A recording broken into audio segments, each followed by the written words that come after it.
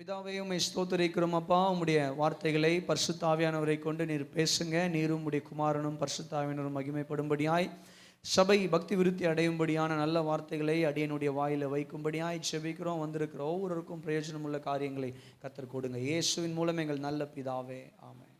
கரங்களை உயர்த்தி ஒரு ஹல்லேலூயா சொல்லுமா? ஹல்லேலூயா. சத்தமா சொல்லுமா? ஹல்லேலூயா.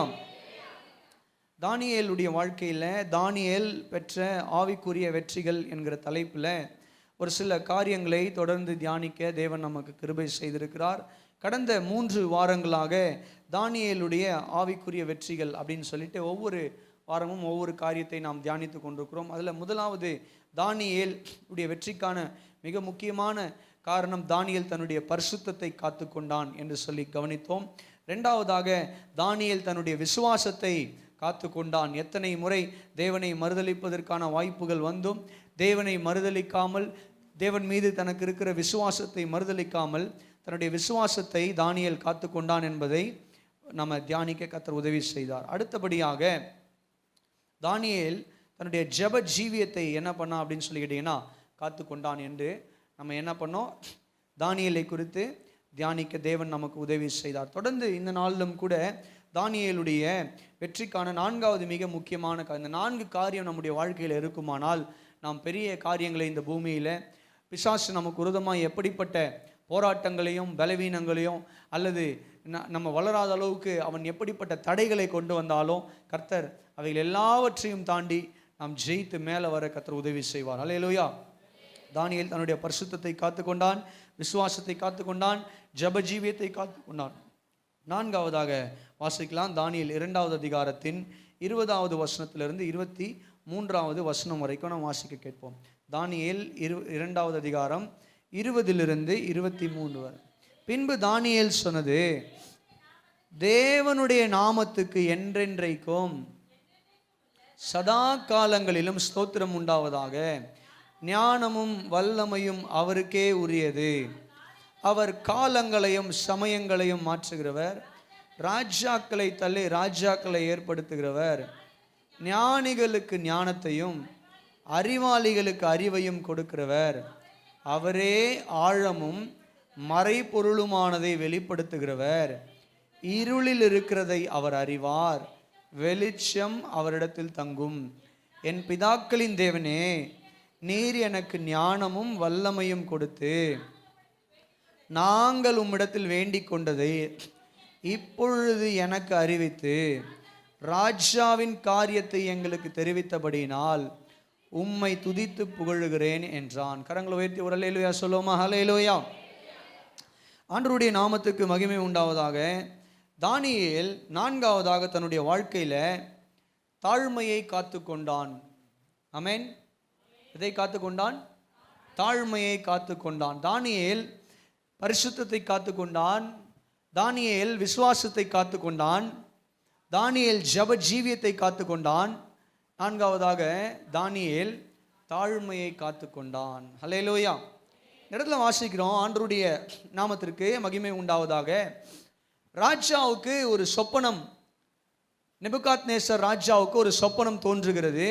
மிகப்பெரிய ஒரு சிலையை பார்க்கிறான். அந்த சிலையினுடைய தலை தங்கமாகவும், அந்த சிலையினுடைய மார்பகங்கள் வெள்ளியாகவும், அந்த சிலையினுடைய வயிறும் தொடையும் வெண்கலமாகவும், முட்டியிலிருந்து பாதம் வரைக்கும் இரும்பாகவும், பாதங்களும் 10 விரல்களும் களிமண்ணும் இரும்பும் கலந்த காரியமாகவும் இருக்கிறது.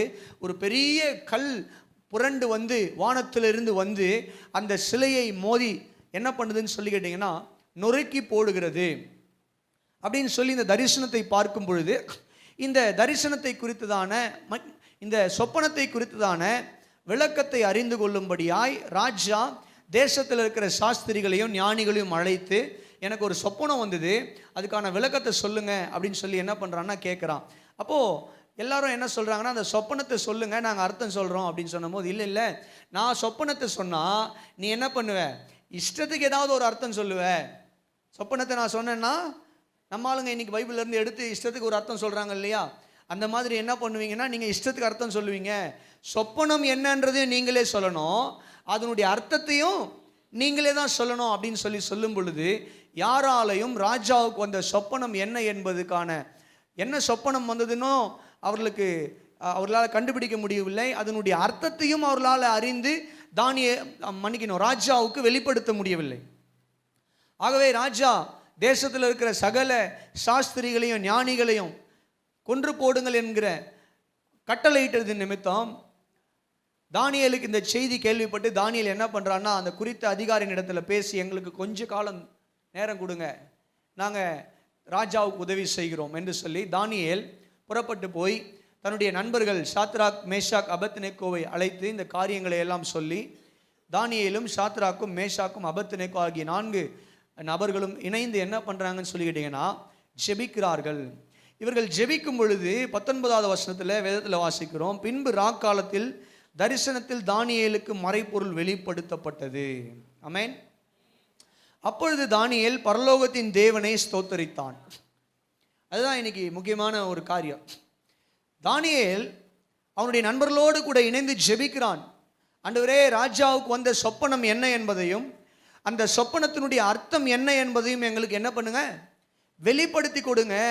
நீங்கள் அப்படி பண்ணுறதுனால எங்களுடைய ஜீவன் பாதுகாக்கப்படும், உம்முடைய நாமம் மகிமைப்படும், இன்னும் அநேகருடைய ஜீவன் பாதுகாக்கப்பட்டு அவர்களுடைய வாழ்வாதாரம் ஆண்டவரே காப்பாற்றப்படுமே என்று சொல்லி தானியேலும் அவனுடைய நண்பர்களும் ஜெபிக்கும் பொழுது, ராக்காலத்தில் இரவு காலத்தில் தேவன் தானியேலுக்கு ராஜாவுக்கு வந்த சொப்பனம் என்ன, அந்த சொப்பனத்தினுடைய அர்த்தம் என்ன என்பதற்கான வியாக்கியானத்தையும் அர்த்தத்தையும் அவர் சொன்ன உடனே தானியேல் பாருங்க, எழுந்து உடனே நண்பர்கள் எல்லாம் சரி கிளம்புங்க கிளம்புங்க எல்லாம் கிளம்புங்க அப்படின்னு சொல்லிட்டு இவர் எல்லா காரியத்தையும் எடுத்துக்கிட்டு நேராக விடிய காலைக்குள்ள அரண்மனை வாசலில் போய் உட்கார்ந்து, ராஜாவை நான் பார்க்கணும், அந்த சொப்பனத்துக்கான விளக்கம் எனக்கு கிடைச்சிருச்சு, ராஜாவை எழுப்புங்க, எத்தனை மணி ஆகுது, 3 மணியா, ராஜாவை எழுப்புங்க, விளக்கம் கிடைச்சிட்டு ராஜா கிட்ட நான் சொல்லியே ஆகணும்னு சொல்லி தானியேல் என்ன பண்ணலன்னா ஓடலை.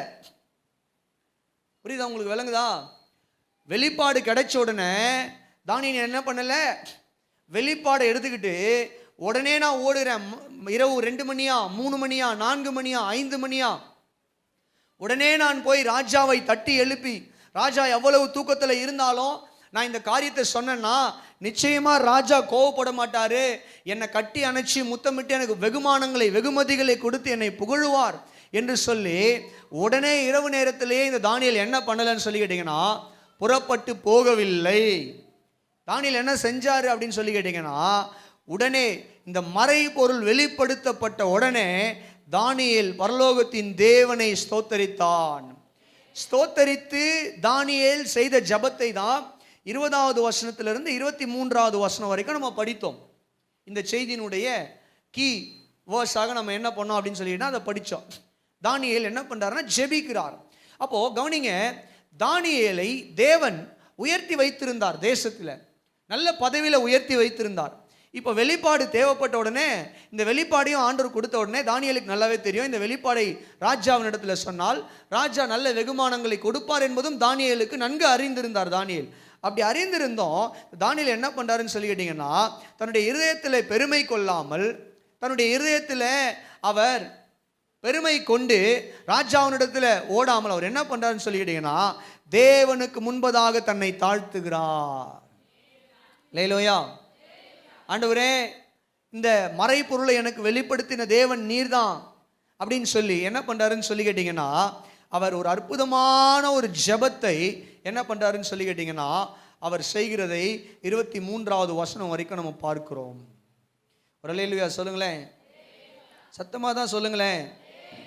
23வது வசனத்தை இன்னும் கொஞ்சம் படித்து பார்ப்பீங்களானால், என் பிதாக்களின்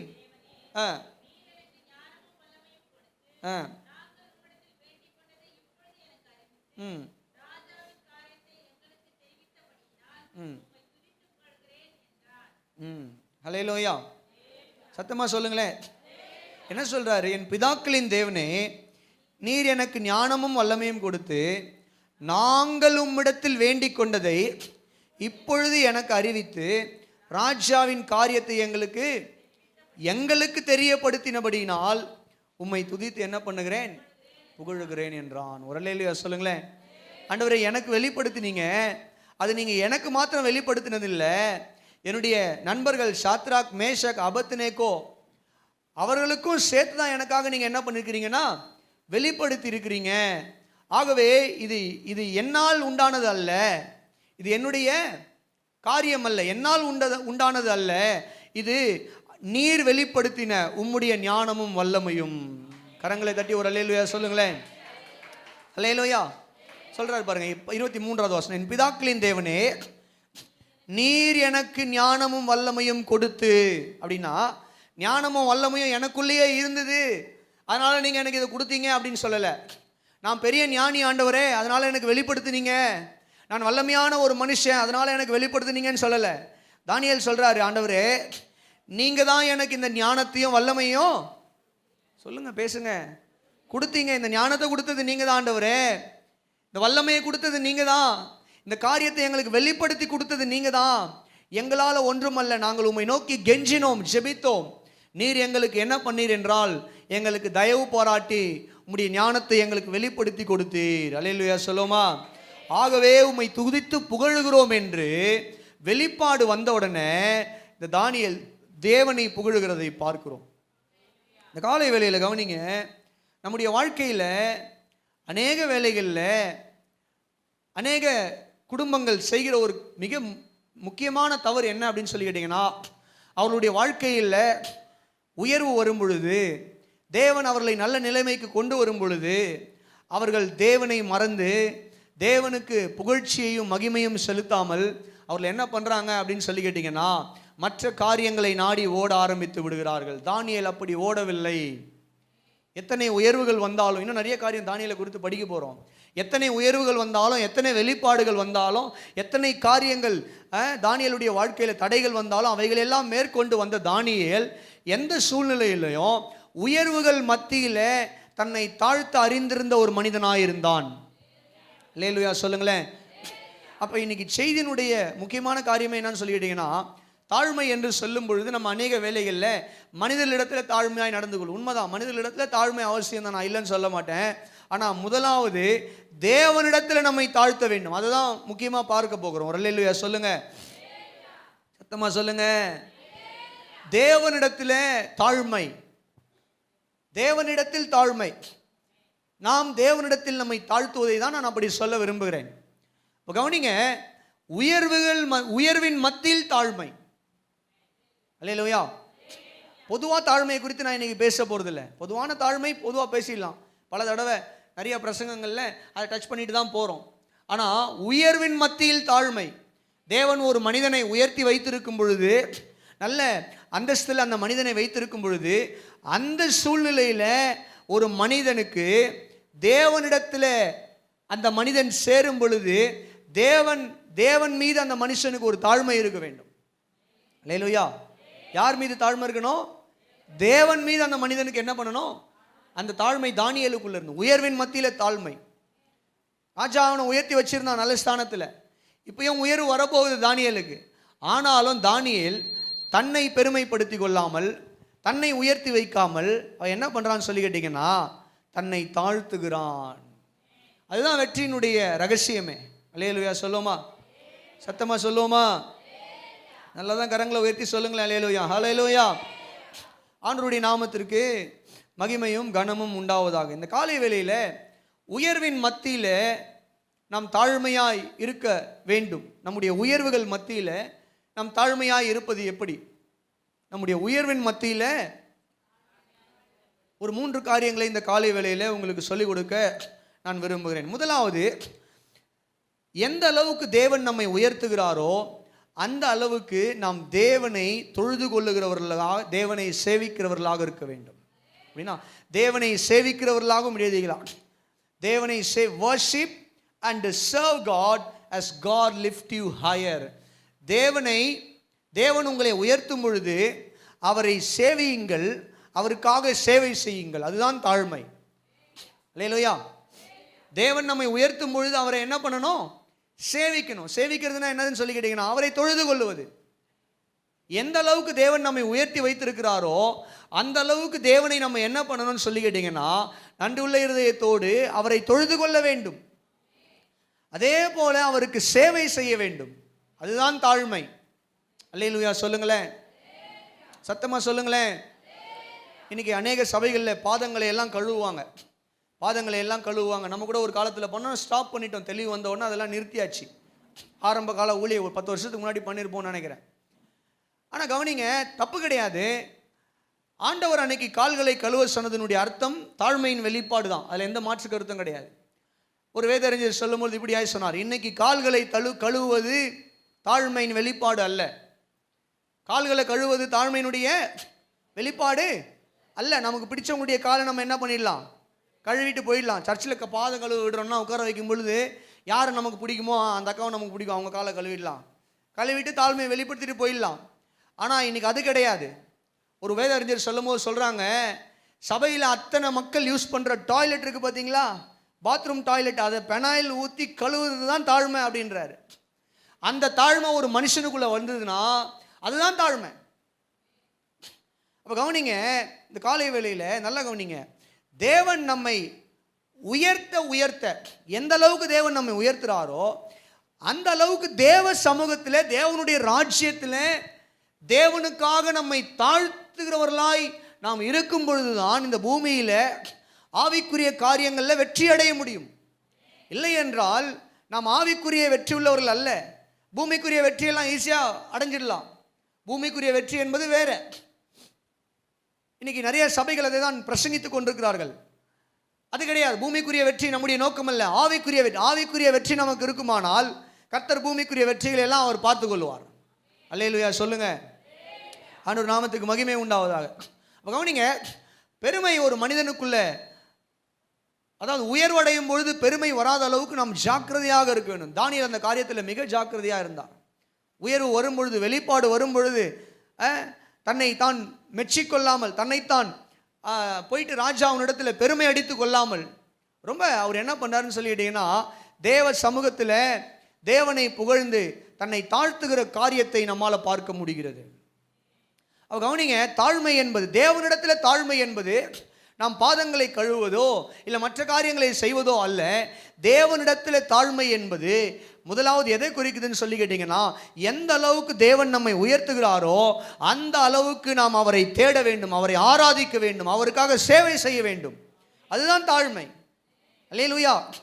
புரியுதா உங்களுக்கு நான் சொல்றது? எந்த அளவுக்கு கர்த்தர் நம்மளை உயர்த்துறாரோ, எந்த அளவுக்கு கர்த்தர் நம்முடைய கரங்களில் பணங்களை கொடுக்குறாரோ, எந்த அளவுக்கு ஆண்டவர் நம்முடைய அந்தஸ்தை, பொசிஷன்ஸ் ஆண்டவர் உயர்த்துகிறாரோ அந்த அளவுக்கு நாம் தேவனை தொழுது கொண்டு சேவிக்கிறவர்களாக, தேவனுக்கு சேவை செய்கிறவர்களாக மாற வேண்டும். சேவை செய்யணும், சேவிக்கணும். இதுதான் தாழ்மை.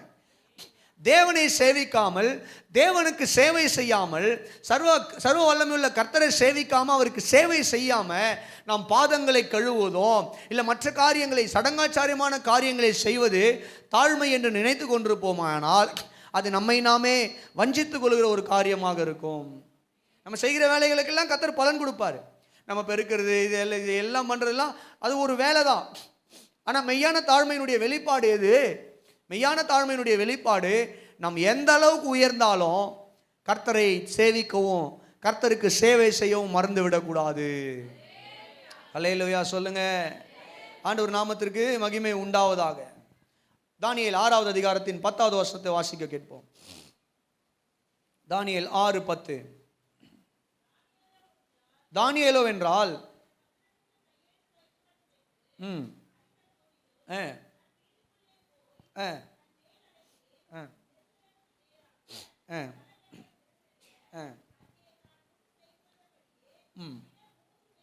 தினமும் 3 வேளையும் தன் தேவனுக்கு முன்பாக முழங்கால் படிட்டு ஜெபம் பண்ணி ஸ்தோத்திரம் சொல்லி தேவனை சேவிக்கிறது.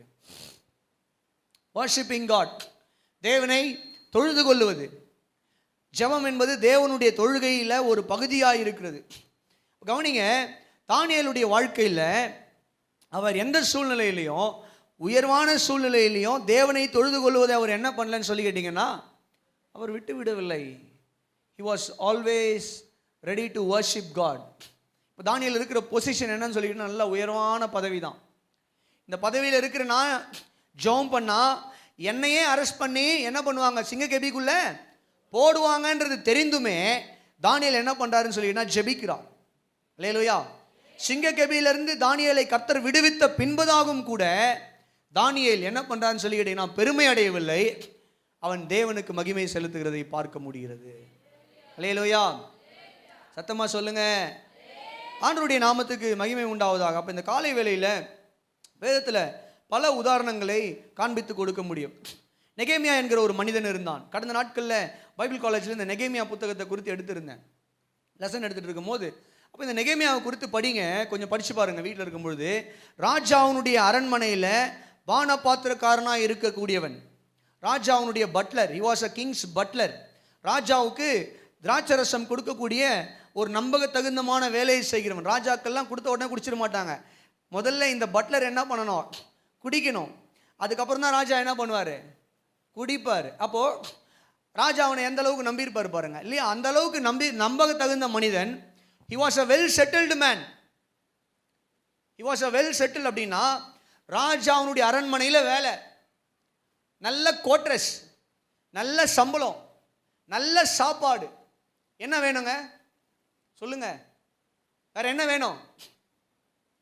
செக்ரட்டரியேட்டில் நல்ல வேலை கிடைச்சிருச்சு, கோட்ரஸ் கொடுத்துட்டாங்க, எல்லா சலுகையும் இருக்குது அப்படின்னும் போது ஜம்முன்னு என்ன பண்ணலாம்? செட்டில் ஆகிடலாம்.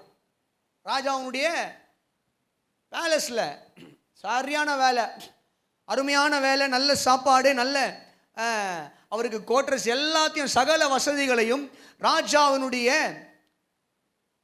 மனிதனாகிய, அதாவது ராஜாவுடைய வேலைக்காரனாகிய பட்லர் ஆகிய நெகேமியாவுக்கு சகலமும் இருக்கிறது. நல்ல உயர் பதவி. ராஜாவினிடத்தில் பேச முடியும், நேரடியாக பேச முடியும். ஆமென். ராஜாவினிடத்தில் சொல்லுங்க, நேரடியாக பேச முடியும், தைரியமாய் காரியங்களை வெளிப்படுத்த முடியும். அப்படிப்பட்ட ஒரு மனிதன் இந்த நெகேமியா. இப்போ ஒரு நாள் இந்த நெகேமியாவை பார்க்க ஒரு சில நபர்கள் எருசலேம்லேருந்து புறப்பட்டு வராங்க. வந்து சொல்கிறாங்க, நெகேமியாவே, சகோதரரே, நம்முடைய தேசம், நம்முடைய யூத தேசம், எருசலேம் நகரம் பாழடைந்து கிடக்கிறது. எருசலேமின் மதில்கள் எல்லாம் இடிக்கப்பட்டு அது பாழடைந்த நிலைமையில் இருக்குது. நீங்கள் இங்கே நல்ல பதவியில் இருக்கீங்களே, ஆண்டவங்கள உங்களை உயர்த்தி வச்சிருக்காரே, ராஜாவுக்கு நெருக்கமான ஒரு மனுஷனாக இருக்கீங்களே, நீங்கள் நினச்சா நம்முடைய தேசத்தை மிகவும் மறுபடியும் கட்டி எழுப்ப உங்களால் முடியும், உதவி செய்யுங்க அப்படின்னு சொல்லி இந்த காரியத்தை அவங்க வந்து நெகேமியாவிடத்தில் சொன்ன பொழுது நெகேமியா உடனே என்ன பண்ணுறாருன்னா அழுது ஜெபித்து புலம்பி ஜெபித்து அடுத்த நாளே ராஜ சமூகத்தில் போய் நின்று என்ன பண்ணுறாருன்னு சொல்லி கேட்டீங்கன்னா ராஜாவினிடத்தில் பெர்மிஷன்ஸ் எல்லாவற்றையும் வாங்கி எருசலேமுக்கு புறப்பட்டு போய் 52 நாட்களில் எருசலேமின் அலங்கத்தை கட்டி முடித்தார்கள். கரங்களை தட்டி ஒரு அல்லேலூயா சொல்லுங்க. பல தடைகள் மத்தியிலையும் கட்டி முடிச்சாங்க. அல்லேலூயா.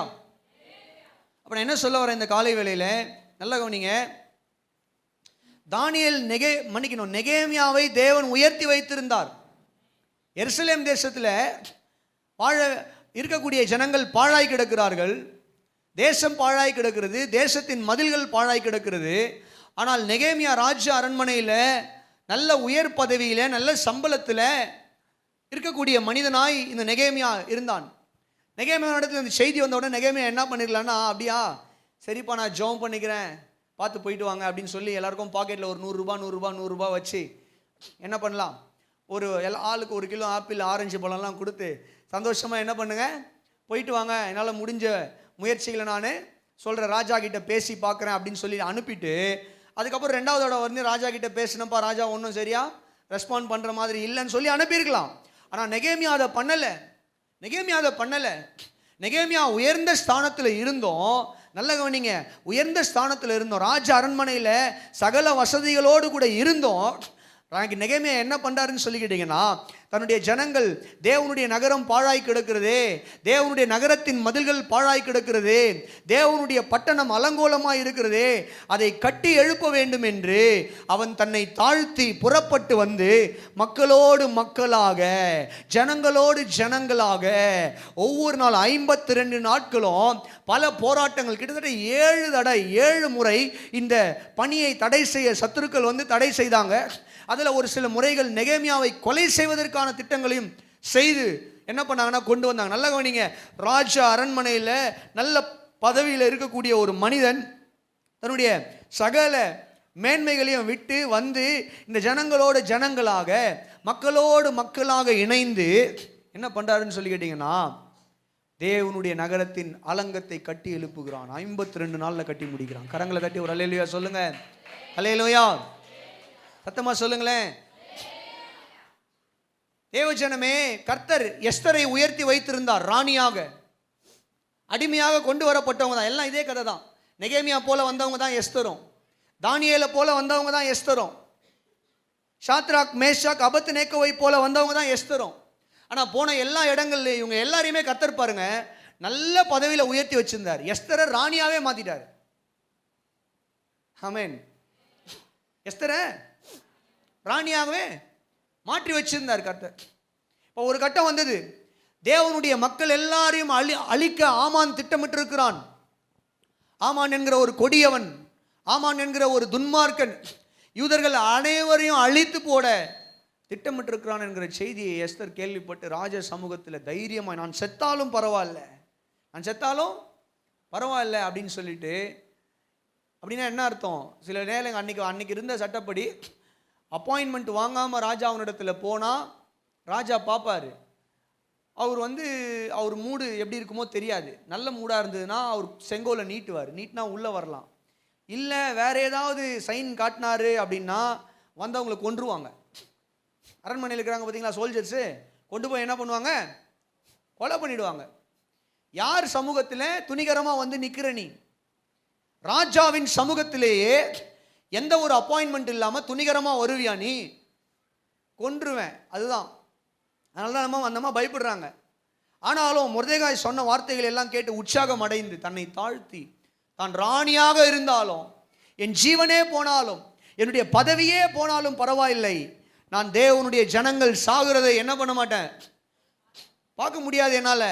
என் ஜனங்கள் மடிந்து போகிறதை என்னால் பார்க்க முடியாது, அவர்களை நான் காப்பாற்ற வேண்டும், எது நடந்தாலும் சரின்னு சொல்லி துணிகரமாக போனாங்க. பார்த்தீங்களா? அந்த சேவை தான் தாழ்மை.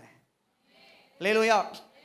அந்த சேவை தான் தாழ்மை. தேவனிடத்தில் நம்மை தாழ்த்துவது என்றால் இதுதான் தேவனிடத்தில் தாழ்த்துவது.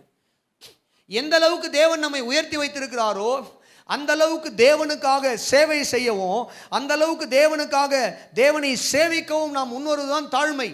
நெகேமியா இறங்கி வந்தார். அவன் அங்கேயே இருந்திருக்கலாம், ராஜ அரண்மனையிலே நல்ல வாழ்க்கையை வாழ்ந்து சுகபோகமாய் அங்கேயே இருந்திருக்கலாம், பலவிதமான இன்ஃப்ளூயன்ஸ் மத்தியிலே வாழ்ந்திருக்கலாம். ஆனால் இறங்கி வந்து 52 நாட்கள் மக்களோடு மக்களாக மழையிலையும் வெயிலையும் மக்களோடு போராடி, போராட்டங்கள் மத்தியிலே போராடி தேவனுடைய நகரத்தின் மதிலை கட்டியெழுப்பினானே, அதுதான் தாழ்மை. அல்லேலூயா. வரல பாருங்க, அதுதான் தாழ்மைங்க.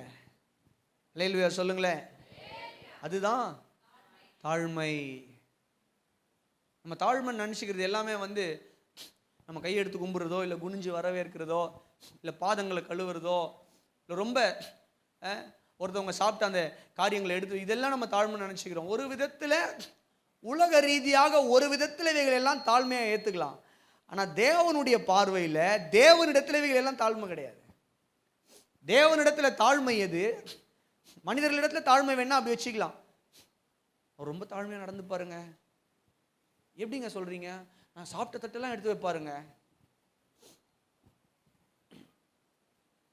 மனிதர்களிடத்தில் வேணா நம்ம அதை எடுத்துக்கலாம். தேவனிடத்தில் இவைகள் எல்லாம் எடுபடியாகாது. தேவனிடத்தில் தாழ்மை என்னன்னா, தேவன் எந்த அளவுக்கு நம்மை உயர்த்துகிறாரோ அந்த அளவுக்கு அவரை சேவிக்கவும் அவருக்காக சேவை செய்யவும் நம்மை அர்ப்பணிப்பது தான் தாழ்மை. இந்த தாழ்மையை தானியேல் வெளிப்படுத்தினார். அல்லேலூயா சொல்லுவோமா? சத்தமா சொல்லுவோமா? அன்பார்ச்சுனேட்லி சாலமன் என்கிற ஒரு மனிதனை குறித்து வேதத்தில் வாசிக்கிறோம்.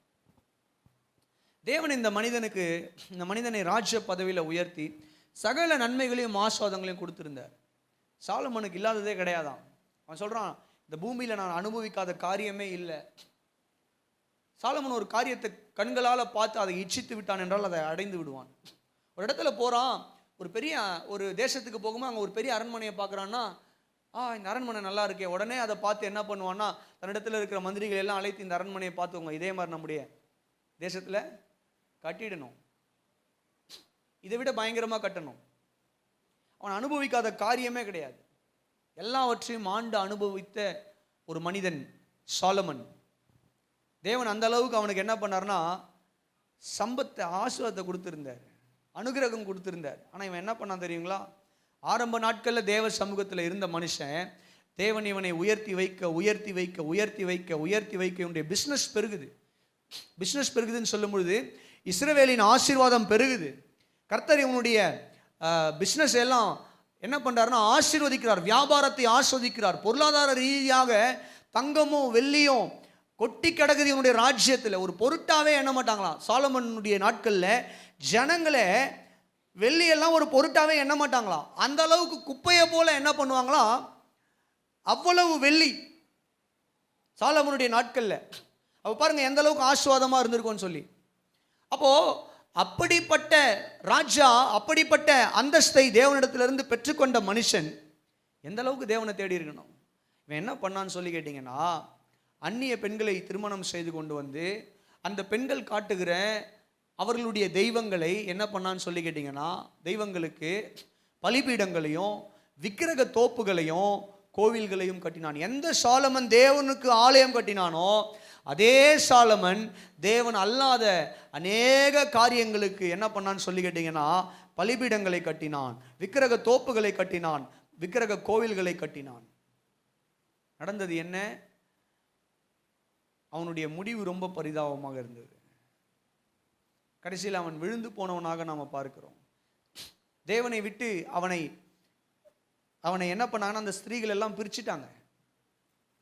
கத்தரை விட்டு என்ன பண்ணிட்டாங்கன்னு சொல்லிக்கிட்டேன்னா பிரிச்சுட்டாங்க. பிரித்து கூட்டு போயிட்டு என்ன பண்ணாங்கன்னா, அவனுடைய வாழ்க்கையே சின்ன பின்னமாக அது போனது. ஒரு சில வேதறிஞர்கள் சொல்லும் பொழுது அவன் தன்னுடைய கடைசி நாட்களில் அவன் என்ன பண்ணான்னா, மனம் திரும்பி அவன் எழுதின புத்தகம் தான் இந்த பிரசங்கி புத்தகம் என்று வேதறிஞர்கள் ஒரு சிலர் என்ன பண்ணான்னா கருதுகிறார்கள். கர்த்தர் நாமத்துக்கு மகிமை உண்டாவதா. கவனிங்க, எதுக்கு நான் இதை சொல்கிறேன்னா, we have two examples. 2 விதமான உதாரணத்தை நான் உங்களுக்கு காண்பித்து கொடுத்துருக்கேன். ஒன்று நெகேமியா, தானியேல், எஸ்தர். இந்த பக்கம் சாலமன். தேவன் ஒரு மனிதனை உயர்த்தும் பொழுது தேவனுக்கு அந்த மனிதன் சேவை செய்வதும் தேவனை அந்த மனிதன் சேவிப்பதும் தான் தாழ்மை. சாலமன் தன்னை தாழ்த்தவில்லை தேவ சமூகத்தில். சாலமன் தன்னுடைய உயர்வு மத்தியில் என்ன பண்ணலன்னு சொல்லி கேட்டிங்கன்னா சொல்லுங்க, தாழ்த்தல. தானியேல் தாழ்த்தினான், நெகேமியா தாழ்த்தினான், எஸ்தர் தாழ்த்தினாங்க. கர்த்தர் அவர்களை கொண்டு பெரிய காரியங்களை செய்தார். அல்லேலூயா. இவர்களை காட்டிலும் மேன்மையான ஒரு பதவி சாலமனுக்கு கர்த்தர் கொடுத்திருந்தாரு. இவங்க இந்த 3 பேரை காட்டிலும் ஒரு மேன்மையான பதவியை கர்த்தர் சாலமனுக்கு கொடுத்திருந்தாரு. ஆனால் சாலமன் அந்த பதவியை என்ன பண்ணான்னு சொல்லி கேட்டிங்கன்னா, தன்னுடைய சுய இச்சைக்காக, தன்னுடைய சுய லாபத்துக்காக பயன்படுத்தி கொண்டு அவன் தேவனை விட்டு விலகி போனவனாய் பார்க்கிறோம். பிரியமானவர்களே, இந்த காலை வேளையில் ஆண்டவருடைய நாமத்திற்கு மகிமையும் கனமும் உண்டாவதாக. தானியேல் தன்னுடைய தாழ்மையை காத்து கொண்டான் என்று சொல்லும் பொழுது நம்முடைய உயர்வின் மத்தியில் நம்முடைய தாழ்மையை காத்துக்கொள்ள வேண்டும். நம்முடைய பழைய வாழ்க்கையில் நம்ம எப்படி இருந்தோம், நம்முடைய பழைய வாழ்க்கையில் நம்ம எப்படி இருந்தோம். ஒரு அம்மா பைபிள் காலேஜில் படிக்கிறாங்க. அந்த அம்மா, அந்த ஐயா வந்தாருனாவே காணிக்க கொடுக்காம போக மாட்டார். அவங்க வயசானவங்க, என்ன ரொம்ப இஷ்டம் அவங்களுக்கு. அந்த அம்மாவுக்கு ரொம்ப இஷ்டம். ஏன்னா அந்த அம்மா வசனத்தில் அவ்வளோ தாகம், அவ்வளோ வாஞ்சியாக கிளாஸ் அட்டன் பண்ணி கற்றுப்பாங்க, நிறைய கேள்விகளை கேட்பாங்க. ரொம்ப மரியாதை என் மேலே. ஆண்டவர் நாமத்துக்கு மகிமை உண்டாவதாக. அப்போது அந்த அம்மா ஒரு நாள் இங்கே வந்திருந்தாங்க. ஏதோ கிராஜுவேஷன் நினைக்கிறேன், கிராஜுவேஷன் இல்லை ஏதோ ஜபமாக தெரியல. இங்கே வந்திருந்தப்போ 2 பேரும் வந்திருந்தாங்க, அந்த அம்மாவும் அந்த ஐயாவும்.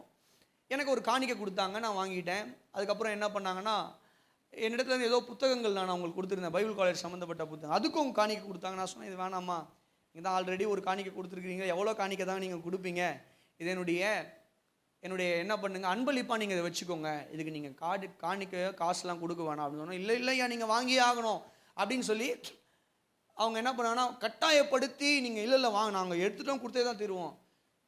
அடுத்த நாள் காலையில் கால் பண்ணாங்க. அடுத்த நாள் காலையில் பேசும்போது அவங்க சொன்னாங்க, நான் சொன்னேன், அம்மா நீங்கள் அன்றைக்கி 2வது தடவை எனக்கு காணிக்கை கொடுத்தது வருத்தமாக இருந்தது. முதல் தடவை நீங்கள் காணிக்கை கொடுத்தீங்க, ஜெபம் பண்ணி நான் என் கையால் காணிக்கை ஜெபம் பண்ணி வாங்கிட்டேன். 2வது தடவை நான் உங்களுக்கு அன்பளிப்பாக ஒரு காரியம் கொடுக்கும் பொழுது நீங்கள் ஏன் அதை திரும்ப எனக்கு காணிக்கை கொடுத்து அதை நீங்கள் பண்ணீங்க வேணாவே அப்படின்னு சொல்லும்போது, இல்லை ஐயா, ஆண்டவர் எங்களை இன்னைக்கு நல்லா வச்சிருக்காரு.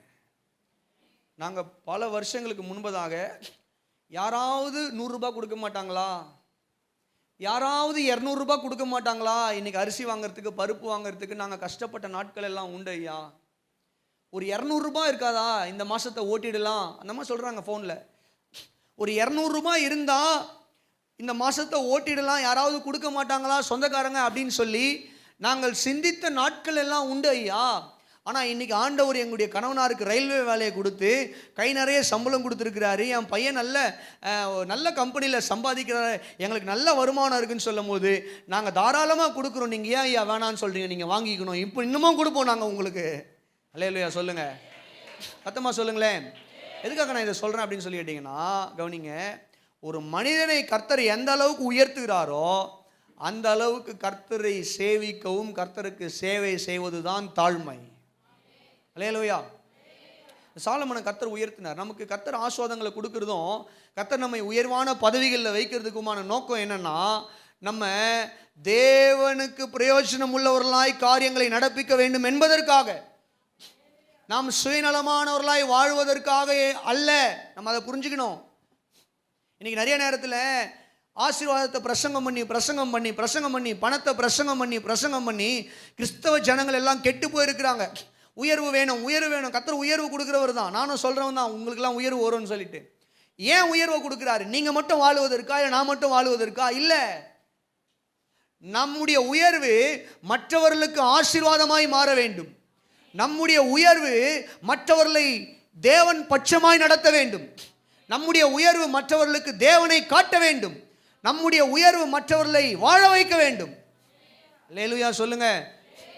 நம்ம மாத்திரம் உயர்ந்து மேலே உட்கார்ந்துக்கிட்டு இருப்போம், நம்மளால தேவனுக்கு ஒரு பிரயோஜனமும் இல்லை, நம்மை சுற்றி இருக்கிற ஜனங்களுக்கு ஒரு பிரயோஜனமும் இல்லை அப்படின்னா அந்த உயர்வு எப்படிப்பட்ட உயர்வுன்னு சொல்லி கேட்டிங்கன்னா, ஒருத்தன் சொன்னான் பார்த்தீங்களா, என் ஆத்துமாவே கர்த்தரை ஸ்தோத்திரியா, இல்லை நீ புசித்து குடித்து தலைமுறைக்கும் நான் என்ன பண்ணியிருக்கேன், சேர்த்து வச்சிருக்கேன். குடோன் ஃபுல்லாக தானியம் இருக்கு, குடோன் முழுக்க. சொல்லுங்க, இந்த மாதிரி நேரத்தில் பேச முடியும். குடோன் முழுக்க தானியம் இருக்கு. பெரிய வெள்ளம் அடிச்சுன்னு போயிடுச்சுன்னா, இப்போ இந்த புயல் சொல்கிறாங்க, ஸ்ரீலங்காவில் பயங்கரமான வெள்ளமா, அந்த மாதிரி பயங்கரமான வெள்ளம் குடோன் முழுக்க எல்லாத்தையும் அடிச்சுட்டு போயிடுச்சுன்னா பல வருஷமாக சேர்த்து வச்ச காரியம் ஒரே நாளில் போயிடுமே. புரியுதா உங்களுக்கு? அப்போ கவனிங்க, மேலே வந்துட்ட உடனே நமக்கு நாமே வாழுவது வாழ்க்கை அல்ல, தேவனுக்காக வாழுவது தான் தாழ்மை. அல்லேலூயா சொல்லுங்க, சத்தமா சொல்லுங்க. அதனால நீங்க எந்த அளவுக்கு உயர்றீங்களோ, எந்த அளவுக்கு கர்த்தர் உங்களை உயர்த்துறார், நீங்கள் உயர்வடைய வேண்டும், கர்த்தர் உங்களை உயர்த்த வேண்டும். அதுதான் எங்களுடைய வாஞ்சியம் கூட. அல்லேலூயா சொல்லுங்க. சபை வளரணும், விசுவாசிங்க வளரணும், நாங்க வளரணும், இந்த எல்லைகளுக்குள்ள வருகிற அத்தனை பேரும் வளரணும். ஆமென். ஆனால் நம்முடைய வளர்ச்சி தேவனுக்கு பிரயோஜனம் உள்ளதாக இருக்க வேண்டும். நம்முடைய வளர்ச்சி சொல்லுங்க, தேவனுக்கு பிரயோஜனம் உள்ளதாக இருக்க வேண்டும். நம்முடைய வளர்ச்சியின் மத்தியில் தேவனை நாம் சேவிக்கிறவர்களாக, தேவனுக்கு சேவை செய்கிறவர்களாக இருக்க வேண்டும். அல்லேலூயா. அதுதான் மெய்யான தாழ்மை.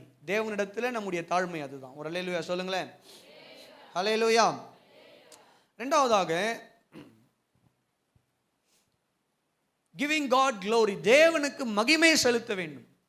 முதலாவது தேவனை சேவிக்கிறோம், தேவனுக்கு சேவை செய்கிறோம். ரெண்டாவது தேவனுக்கு மகிமை செலுத்துகிறோம். ஒரு அல்லேலூயா சொல்லுவோமா? சத்தமாக சொல்லுங்களேன்.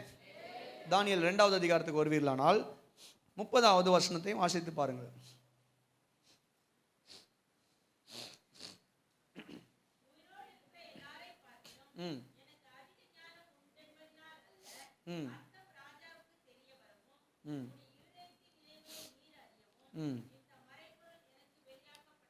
அல்லேலூயா. சத்தமா சொல்லுங்களேன், சத்தமா சொல்லுங்களேன். தானியேல் சொல்றாரு ராஜா கிட்ட, உயிரோடு இருக்கிற எல்லாரை பார்க்கிலும் எனக்கு அதிக ஞானம் உண்டு என்பதனால் அல்ல, அர்த்தம் ராஜாவுக்கு தெரிய வரவும் உம்முடைய இதயத்தின் நினைவுகளை நீர் அறியவும் இந்த மறைபொருள் எனக்கு வெளியாக்கப்பட்டது. அவர் சொல்றாரு தானியேலு ராஜாவை பார்த்து, ராஜாவே எல்லாரை காட்டிலும் நான் ஞானி என்பதனால அல்ல. புரியுது அவர் என்ன சொல்றாருன்னு? எல்லா சாஸ்திரிகளையும் ஞானிகளையும் பார்க்கிலும் நான் பெரிய ஞானி என்பதனால தேவன் இதை எனக்கு வெளிப்படுத்தல. நீர் சத்தியத்தை அறிந்து கொள்ளும்படியாக தேவன் இதை வெளிப்படுத்தி இருக்கிறார். அல்லேலூயா சொல்லுங்க. நீர் இந்த சத்தியத்தை, எந்த சத்தியத்தை அறிய வேண்டும்? ராஜா பெரிய ஒரு சிலையை பார்த்தான் பார்த்தீங்களா? அதனுடைய அர்த்தம் என்னவென்றால், தங்க தலை என்பது பாபிலோன் ராஜ்யத்தை குறிக்கிறது. வெள்ளி மார்பகம் என்பது மேதோ பெர்சிய ராஜ்யத்தை குறிக்கிறது. வெண்கல வயிறு மற்றும் தொடை என்பது கிரேக்க சாம்ராஜ்யத்தை குறிக்கிறது. முட்டிக்கு கீழே பாதம் வரைக்கும் இருக்கக்கூடிய இரும்பு கால்கள் என்பது ரோம சாம்ராஜ்யத்தை குறிக்கிறது. அதற்கு கீழே வரக்கூடிய 10 விரல்களும் களிமண்ணும் எறும்புமாக இருக்கக்கூடியவைகள் 10 ராஜாக்களை குறிக்கிறது. இதற்கு பின்பதாய் வருகிற வானத்திலிருந்து வருகிற ஒரு பெரிய ஒரு கல் தேவனுடைய ராஜ்யத்தை குறிக்கிறது. பாபிலோனின் ராஜா நெபுகாத்நேசாரே, உனக்குள்ள ஒரு பெருமை இருக்கு. என்ன பெருமை அப்படின்னா, இந்த உலகத்தை கட்டி ஆளுகிற பெரிய ராஜா நான் தான். பெரிய ராஜ்யம் என்னுடைய ராஜ்யம்தான். பெரிய ராஜ்யம் என்னுடைய ராஜ்யம், வல்லமையுள்ள ராஜ்யம் என்கிற பெருமை உனக்கு இருக்கிறது. கர்த்தர் என்ன பண்றாருன்னா, இந்த தங்க தலையை ஒரு நாள் தட்டி எடுத்து வெண்கல மார்பகத்தை கொண்டு வர போறார். அப்படின்னா என்ன அர்த்தம்? தங்க தலைக்கு அப்புறம் வெண்கல மார்பகம். உன்னுடைய பாபிலோனின் ராஜ்யம் வீழ்ச்சி அடைந்து மேதோ பெர்சிய ராஜ்யம் பெரிய ராஜ்யமாய் உருவெடுக்க போகிறது. They are going to become a world power. ஒரு நாள் அவர்களும் தங்களை பெருமையா நினைப்பாங்க. கர்த்தர் என்ன பண்ணுவார்னா, மேதோ பெர்சிய ராஜ்யத்தையும் தாழ்த்தி கிரேக்க ராஜ்யத்தை கொண்டு வருவார். இந்த கிரேக்க ராஜ்யம் என்பது யாருடைய ராஜ்யம்? மாவீரன் அலெக்சாண்டருடைய ராஜ்யம். வந்தது. நம்ம எல்லாருக்கும் மாவீரன் அலெக்சாண்டரை குறித்து தெரியும். மாவீரன் அலெக்சாண்டரை குறித்து தானியேல் 7, 8, 9 ஆகிய அதிகாரங்கள் எல்லாம் என்ன பண்ணா, தரிசனங்கள் மூலமாக தேவன் தானியேலுக்கு வெளிப்படுத்தி கொடுத்தார். கவனிக்கிறீங்களா?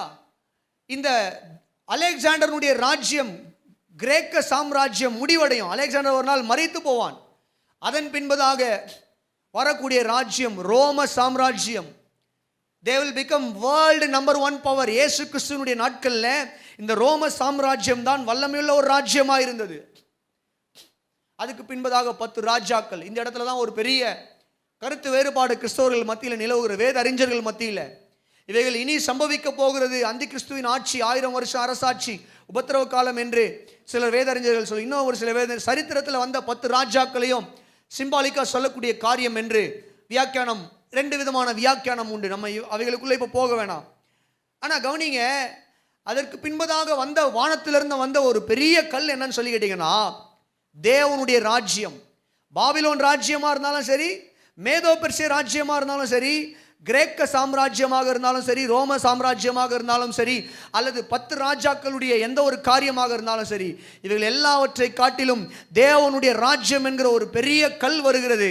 அது வந்து உடைச்சதுன்னா இந்த உலகத்தில் தேவன் தன்னுடைய ராஜ்யத்தை ஸ்தாபிக்க போகிறார். அந்த ராஜ்யத்தை போல், அந்த ராஜ்யத்துக்கு நிகரான ராஜ்யம் இந்த பூமியில இல்லை. ஏனென்றால் தேவனே இந்த ஜனங்களை ராஜாவாக ஆள போகிறார். ஹல்லேலூயா. அந்த ராஜ்யத்துக்கு முடிவே இராது. பாபிலோன் ராஜ்யம் முடிவடைந்து போனது. மேதோ பெர்சிய சாம்ராஜ்யம் முடிவடைந்து போகும். கிரேக்க சாம்ராஜ்யம் முடிவடைந்து போகும். அலெக்சாண்டர் மரிப்பான், நெபுகாத்நேசர் மரிப்பான், கோரேஸ் ராஜா மரிப்பான், தரியு மரிப்பான், ரோம பேரரசன் மரிப்பார்கள். The Roman emperor, great Roman emperors, Julius Caesar போன்ற ரோம பேரரசர்கள் மரிப்பார்கள். இன்னும் எத்தனை ராஜ்யங்கள் வந்தாலும் இவர்கள் எல்லா ராஜாக்களும் ஒரு நாள் மரிக்கத்தான் போகிறார்கள். இந்த ராஜ்யங்கள் எல்லாம் ஒரு நாள் முடிவுக்கு வரதான் போகிறது. ஆனால் வானத்திலிருந்து வந்த ஒரு பெரிய கல் என்கிற தேவனுடைய ராஜ்யம், அது நித்திய காலமாய் இருக்க போகிறது. ஹல்லேலூயா. ஆகவே மகா கணம் பொருந்திய நெபுகாத்நேசர் ராஜாவே, ஒரு காரியத்தை நல்லா தெரிஞ்சுக்கோ. நீ நினைக்கிற தங்கத்தலை பாபிலோன் ராஜ்யம் தான் பெருசு நினைக்கிற. இல்ல, உனக்கு பின்னாடி இத்தனை ராஜ்யம் வரப்போகுது. கர்த்தர் எல்லாத்தையும் கவிழ்த்து தன்னுடைய ராஜ்யத்தை ஸ்தாபிக்க போறார். அவர் தான் பெரிய ராஜா. நீ நினைக்கிற நீ தான் பெரிய ராஜான்னு கிடையாது. அவர் தான் பெரிய ராஜா. அவருடைய ராஜ்யம் தான் பெரிய ராஜ்யம். அல்லேலூயா. சத்தமா சொல்லுங்க ஆமென். இன்னைக்கு இந்த சத்தியம் புரியாம தான் நிறைய தேசங்கள் என்ன பண்றாங்க, நாங்க தான் வேர்ல்டு பவர்னு சண்டை போட்டுக்கிறாங்க. எவ்வளவு வேர்ல்டு பவர், எவ்வளவு பெரிய இராணுவம் இருந்தாலும் எல்லா அதிபதிகளும் ஒரு நாள் மரித்து தான் போக போகிறார்கள். எல்லா ராஜ்யங்களும் ஒரு நாள் முடிவுக்கு வரதான் போகிறது இந்த உலகத்தின் முடிவுல. ஆனால் தேவனுடைய ராஜ்யம் நிலைத்திருக்கும். ராஜாவாகிய தேவன் நிலைத்திருப்பார். அப்போ அந்த தேவனுடைய ராஜ்யம் இன்னைக்கு நமக்குள்ளே ஆரம்பிச்சிருச்சு. நாமே தேவனுடைய ராஜ்யத்துக்குள்ள தான் இருக்க போகிறோம், இருக்கிறோம். வரப்போகிற நித்திய ராஜ்யம் இனிமே ஸ்தாபிக்கப்பட போகிறது. அல்லேலூயா சொல்லுங்களேன். அப்போ என்ன சொல்ல வர்றார் தானியேலு? இங்கே பாரு ராஜா, நான் பெரிய ஞானி என்பதற்காகலாம் கர்த்தர் இதை எனக்கு வெளிப்படுத்தல. சிம்பிள். இப்போ நான் சொன்னேன் பார்த்தீங்களா, இவ்வளோ ஒரு ஆழமான ஒரு காரியம் நம்ம போயிட்டு வந்தோம் இல்லையா? அதுக்கான எதுக்கு இது தானியேல் சொல்கிறாருன்னா, ஏன் இதை நானும் சொல்கிறேன்னா, தானியேல் என்ன சொல்ல வர்றாரு? நான் பெரிய ஞானி, எனக்கு தான் ஞானம் உண்டு அப்படின்றதுக்காகலாம் ஆண்டவர் எனக்கு வெளிப்படுத்தலை. இதை நீ நினச்சிட்டு இருக்க, நீ தான் பெரிய ராஜா, உன் ராஜ்யம் தான் பெருசு, நீ பயங்கர பெருமையில் இருக்க, உனக்கு சத்தியத்தை வெளிப்படுத்தணும், நான் தான் பெரிய ராஜான்னு தேவன் தன்னை உனக்கு வெளிப்படுத்தி இருக்கிறாரு. நீ நினச்சிட்டு இருக்க நீ தான் பெரிய ஆளுன்னு. இல்லை இல்லை, தேவன் உனக்கு வெளிப்படுத்தி இருக்கிறது என்னன்னா, தேவன் தான் பெரியவர், அவர் தான் பெரிய ராஜா, அவருடைய ராஜ்யம் தான் பெருசுன்னு உங்களுக்கு வெளிப்படுத்தி இருக்காருப்பா. நான் ஞானின்றதுனால இது எனக்கு வெளிப்படுத்தல ராஜாவே, இது எனக்கு வந்த புகழ் கிடையாது, கர்த்தருக்கு வந்த புகழ். அல்லேலூயா. அப்போ தானியேல் நினைச்சிருந்த, ராஜாவே பார்த்தீங்களா, நான் உங்க கையில எவ்வளவு வெளிப்பாடுகளை கொடுத்து எப்படி நான் இதை பண்ணிட்டேன் அப்படின்னு சொல்லியிருக்கலாம். சரி, இந்த காரியங்களை நடந்த உடனே இன்னொரு காரியமும் நடக்குது. 2வது அதிகாரத்தில் 46வது வசனத்துக்கு வருவீங்கன்னா, அப்பொழுது நேபுகாத்நேச்சார் முகங்குப்புற விழுந்து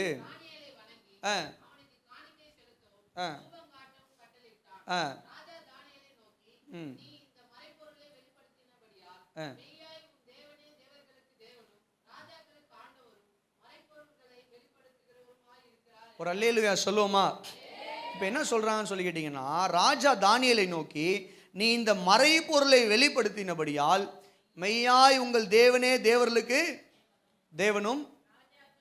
சரி, அதுக்கு முன்னாடி ஒரு வசனம் 46ல், நேபுகாத்நேசர் முகங்குப்புற விழுந்து தானியேலை வணங்கி அவனுக்கு காணிக்கையை செலுத்தும் தூபம் காட்டும் கட்டளையிட்டான். அப்படின்னா என்ன அர்த்தம்? தானியேலை கடவுளை மாதிரி பார்க்க ஆரம்பிச்சிட்டான் ராஜா. இந்த வெளிப்பாடு வந்த உடனே, ஆஹா, ஏய் தூபம் கொண்டு வாங்கப்பா, தானியேலுக்கு தூபம் காட்டுங்க. உடனே காலில் விழுந்துட்டான். தானியேலுக்கு காணிக்கை கொடுக்குறான், தூபம் காட்டுறான். இதெல்லாம் யாருக்கு பண்ண வேண்டிய வேலை? கர்த்தருக்கு பண்ண வேண்டிய வேலை. பழைய ஏற்பாடில் அந்நிய தெய்வங்களுக்கும் புறஜாதி ஜனங்கள் என்ன பண்ணாங்க? தூபம் காட்டுறது, காணிக்கை கொடுக்கறது, முகங்குப்புற விழுந்து வணங்குறது, இது எல்லாமே. அப்போ ராஜா என்ன பண்ணுறான்? தானியேலை கடவுளுடைய ஆவி பெற்றவன் இவன் சொல்லி, இவன் தேவர்களில் ஒருவனாக எண்ணி என்ன பண்ணுறான்னு சொல்லி என்ன காலில் விழுகிறான். ஆனால் அடுத்த வசனத்திலேயே ராஜா தானியேலை நோக்கி, நீ இந்த மறைப்பொருளை வெளிப்படுத்தினபடியா மெய்யாய் உங்கள் தேவனே தேவர்களுக்கு தேவனும் ராஜாக்களும் ஆண்டவரும் மறைபொருளை வெளிப்படுத்துகிறவருமாய் இருக்கிறார் என்றான். 46வது வசனத்தில் தானியேல் காலில் விழுந்து தானியேலுக்கு காணிக்கை செலுத்தி தானியேலுக்கு தூபம் காட்டினவன் 47வது வசனத்தில் தானியேலின் தேவனே தேவன் அப்படின்றான். புரியுதா உங்களுக்கு? ஒரு பெரிய கான்ட்ரடிக்ஷன் வருது. எப்படின்னா, நேற்று தானே கொடுக்குறேன்ன, இன்னைக்கு கொடுக்கலன்னு சொல்றியே. சில நேரங்களில் நேற்று தான் பாஸ்டர் கொடுக்குறேன்னாரு, இன்னைக்கு கேட்டா மாற்றி பேசுகிறாங்க.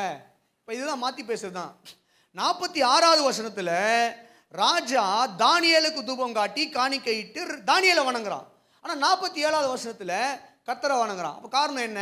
46க்கும் 47க்கும் இடையில ஒரு காரியம் நடந்தது. என்ன காரியம் அப்படின்னு சொல்லி கேட்டிங்கன்னா, இந்த காணிக்கையும் தூபத்தையும் ராஜா தானியேலுக்கு காண்பித்த உடனே, ராஜா தானியேலுடைய காலில் விழுந்த உடனே தானியேல் அவைகள் எல்லாம் என்ன பண்ணலன்னு சொல்லி கேட்டிங்கன்னா அங்கீகரிக்கவில்லை. ஏனென்றால் ஏற்கனவே தானியேல் தன்னுடைய நிலைப்பாட்டை தெரிவித்து விட்டான். என்ன நிலைப்பாடு? நான் அல்ல, தேவனே மறைபொருள்களை வெளிப்படுத்தினவர். ஆகவே இந்த காணிக்கை எனக்கானது அல்ல, கர்த்தருக்கு நீங்க செலுத்துங்க. இந்த தூபத்தை எனக்கு காட்டாதீங்க, கர்த்தருக்கு நீங்க என்ன பண்ணணும்?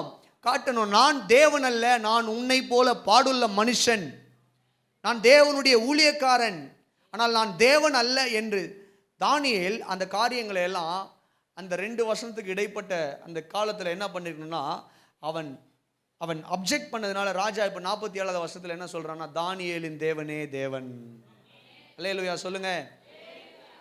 அப்போ சில நேரத்தில் நம்ம சில காரியங்கள் எல்லாம் சாதிச்சிட்டோம்னா ஒரு பெரிய பெருமை நமக்குள்ள வந்துடும். ஒரு பெரிய பெருமை நமக்குள்ள வந்துடும். அப்போ என்ன பண்ணுவோம்னா, தேவனுக்கு செலுத்த வேண்டிய மகிமை எல்லாம் நம்ம எடுத்துக்கணும் அப்படின்ற ஒரு எண்ணம் நமக்கு வந்துடும். கவனிங்க பிரியமானவர்களே, இந்த இடத்துல தான் ரொம்ப முக்கியமான கவனம் நமக்கு தேவை. எந்த அளவுக்கு நம்ம உயர்ந்தாலும், எந்த அளவுக்கு பெரிய காரியங்களை கர்த்தர் நம்மை கொண்டு இந்த பூமியில செய்தாலும், தேவனுக்கு தான் நாம் அந்த கனத்தை செலுத்த வேண்டும். ஏன்னா அந்த காரியத்தை செய்ய தேவையான எல்லா பலனையும் கர்த்தர் கொடுக்கிறவர் கர்த்தர் மாத்திரமே.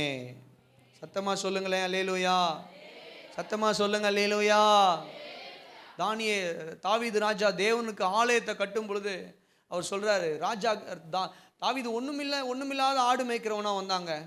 கர்த்தர் தாவீதை அடிச்சு தூக்கி வேற லெவல்ல என்ன பண்ணாருன்னு சொல்லிட்டுனா உயர்த்தி வச்சுட்டாரு மேல. நம்ம லாங்குவேஜ்ல சொல்லணும்னா பயங்கரமா வேற லெவல்ல உயர்த்தி வச்சுட்டாரு. இப்போ தாவீது சொல்ற ஒரு வார்த்தையை வாசிங்க. 1 நாளாகமத்தின் புத்தகம் 29வது அதிகாரத்தின் 14வது வசனம். 1 நாளாகமம் 29:14. இப்படி மனப்பூர்வமாய் கொடுக்கும் திராணி உண்டாவதற்கு நான் எம்மாத்திரம், என் ஜனங்கள் எம்மாத்திரம், எல்லாம் உம்மால் உண்டானது, உமது கரத்திலே வாங்கி உமக்கு கொடுத்தோம். அல்லேலூயா சொல்லுங்களேன். சத்தமா சொல்லுவீங்களா? தாவீது ராஜா சொல்றாரு, நல்ல ஆஸ்தியை சேர்த்து வச்சிருக்காருங்க. இப்போ சும்மா கிடையாது, நிறைய பணம் வச்சிருக்காரு தாவீது. ராஜான்னா சும்மாவா? பயங்கர பணம். மந்திரிங்களே வச்சிருப்பாங்க, ராஜா எவ்வளோ வச்சிருப்பாரு. அப்போ அவர் சொல்றாரு, கர்த்தருடைய ஆலயத்துக்கு தேவையான காணிக்கைகளை கொடுக்கும் பொழுது ராஜா தன்னிடத்தில் இருந்த அத்தனையுமே கொடுக்குறாரு தாவீது. அப்போ சொல்றான், தாவீது சொல்லும் போது ஒரு வார்த்தையை பார்க்குறோம், இப்படி மனப்பூர்வமாய் நாங்கள் எல்லாரும் கொடுக்குறோம். இதை கொடுக்க திராணி உண்டாவதற்கு நாங்கள் ஏமாத்துறோம். எங்கள் ஜனங்க ஏமாத்துறோம். நாங்களாம் யார் ஆண்டவரே? நாங்கள் எப்படி இருந்தோம்? எங்கள் வாழ்க்கை எப்படி இருந்தது? எங்கள் வாழ்க்கை எப்படி? யாராவது 100 ரூபாய் கொடுப்பாங்களா? யாராவது 200 ரூபா கொடுப்பாங்களா?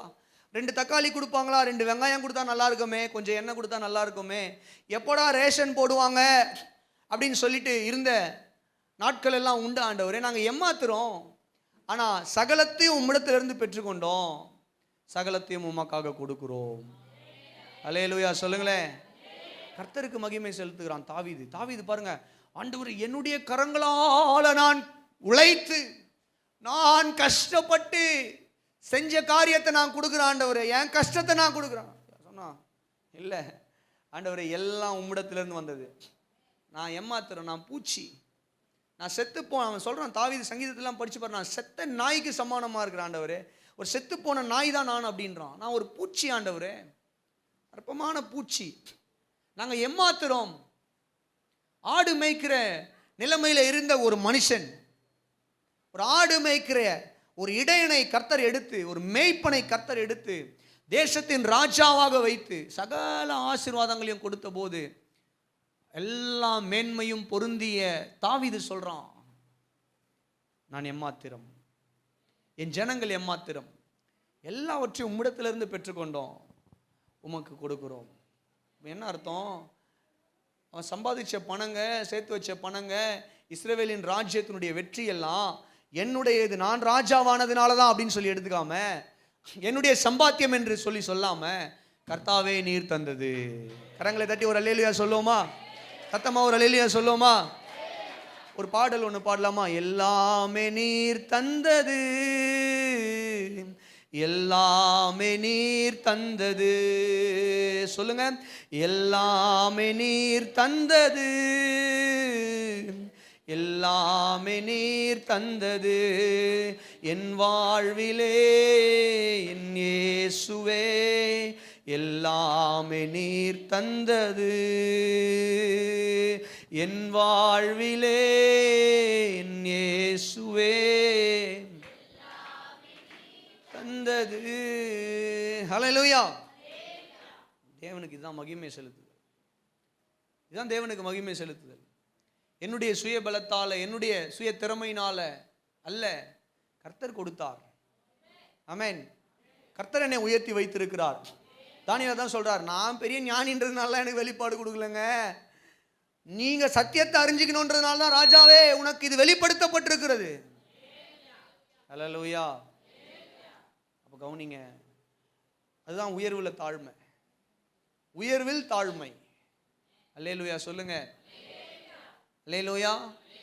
எந்த அளவுக்கு நம்ம உயர்றோமோ அந்த அளவுக்கு தேவ சமூகத்தில் நம்மை தாழ்த்து. அப்போ தேவ சமூகத்தை தாழ்த்துவது என்றால் முதலாவது தேவனுக்கு சேவை செய்வது, தேவனை சேவிப்பது. ரெண்டாவது தேவனுக்கு மகிமை செலுத்துவது. அந்த மகிமையை நம்ம எடுத்துக்காம நான் தான் என்னால் தான் அப்படின்னு எடுத்துக்காம தேவனுக்கு மகிமை செலுத்து. அதுதான் யாக்கோபும் பண்ணுறார். 32வது அதிகாரத்தின் 10வது வசனத்தில் நீங்கள் வாசித்து பார்ப்பீர்கள். ஆனால் ஆதியாகமம் 32வது அதிகாரத்தின் 10வது வசனத்தில் அடியேனுக்கு தேவரீர் காண்பித்த எல்லா தயவுக்கும் எல்லா சத்தியத்துக்கும் நான் எவ்வளவேனும் பாத்திரன் அல்ல. நான் கோலும் கையுமாய் இந்த யோர்தானை கடந்து போனேன், இப்பொழுது இரு பரிவாரங்களையும் உடையவனானேன் சொல்கிறார். திரும்ப வரும்போது மாமா வீட்டில் திரும்ப வரும்போது போகும்போது ஒன்றும் இல்லாமல் போனார். ஆனால் திரும்ப வரும்பொழுது 2 பரிவாரங்களோடு என்ன பண்ணுறார், சகல ஆசீர்வாதங்களோடு என்ன பண்ணுறாருன்னா திரும்பி போகும்போது எதிர்காலத்தை குறித்த ஒரு கேள்விக்குறியோடு போகிறாருங்க. ஆனால் திரும்ப வரும்போது கர்த்தர் சகல ஆசீர்வாதத்தோடும் திரும்பி வர செய்கிறார்.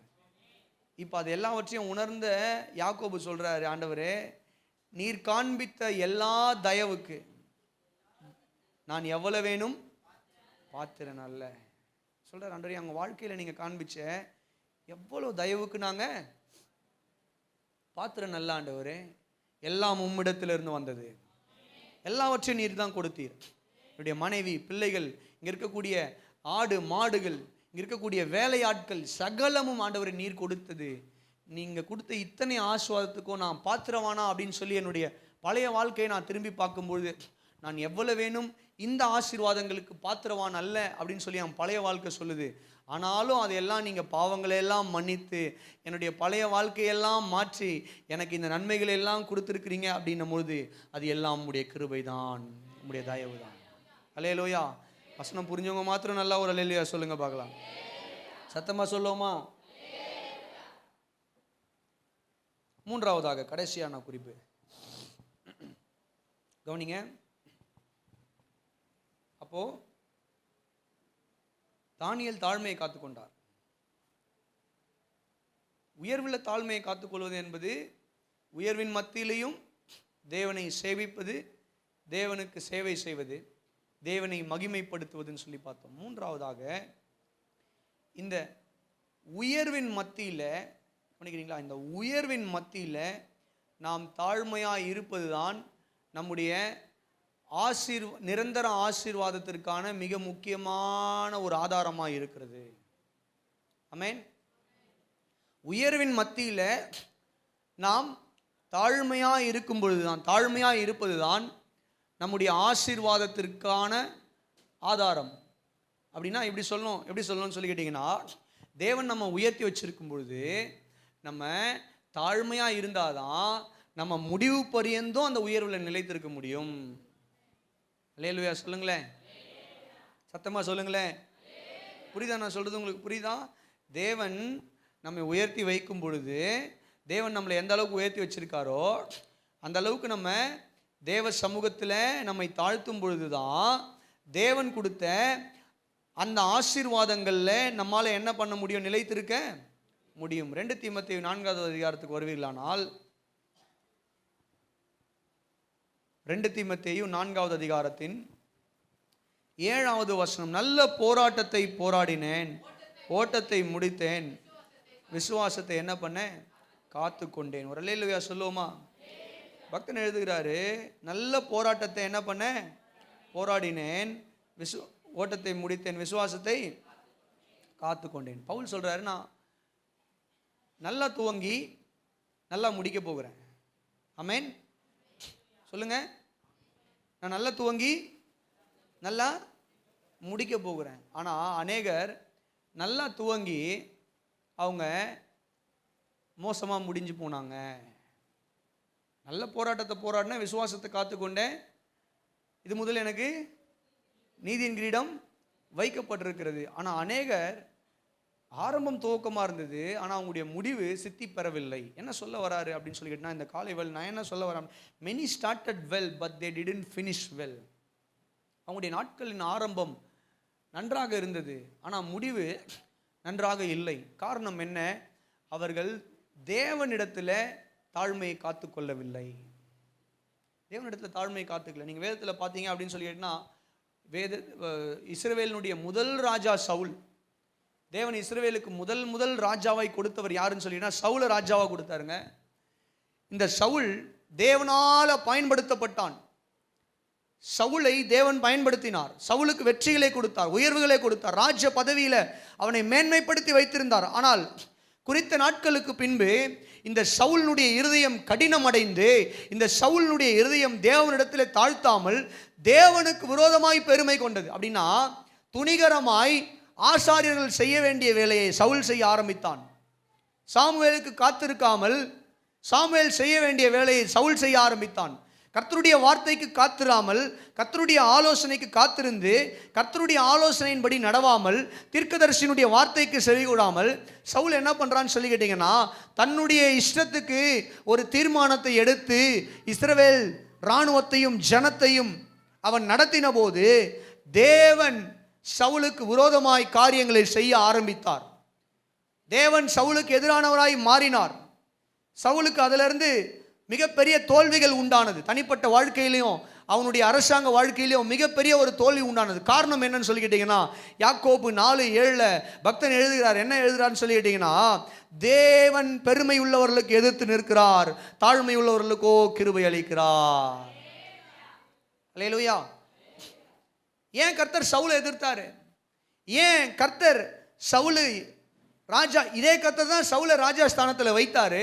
ஆனால் இதே கர்த்தர் இப்போ சவுலுக்கு விரோதமாய் காரியங்களை, சூழ்நிலைகளை ஏன் மாற பண்ணுகிறார்?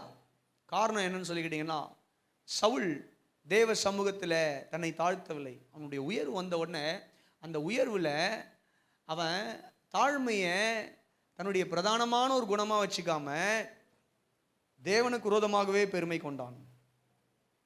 தேவனுக்கு விரோதமாகவே பெருமை கொண்டான். தேவனுக்கு விரோதமாக பெருமை கொள்வது யாருடைய குணம்னு சொல்லிட்டுனா பிசாசு குணம். ஏன்னா நம்ம வாசிக்கிறோம், அவன் தான் விழுந்து போன லூசிபர். தேவன் தூதனாய் படைத்தார், தேவ தூதர்களை படைத்தார். வானத்தில் தூதர்களாய், தேவனுடைய வாசஸ்தலத்தில் பரலோகத்தில் தூதர்களாய் இருந்தவர்கள். அப்போ இந்த தூதர்களில் ஒருத்தன் என்ன பண்ணுறான், நானும் தேவனா மாறணும் அப்படின்னு சொல்லி அவனுக்கு ஆசை வந்து கலகம் செய்த போது தேவன் அவனை தள்ளினார். அவனோடு கூட ஒரு கூட்ட தூதர்கள் தள்ளப்பட்டார்கள்.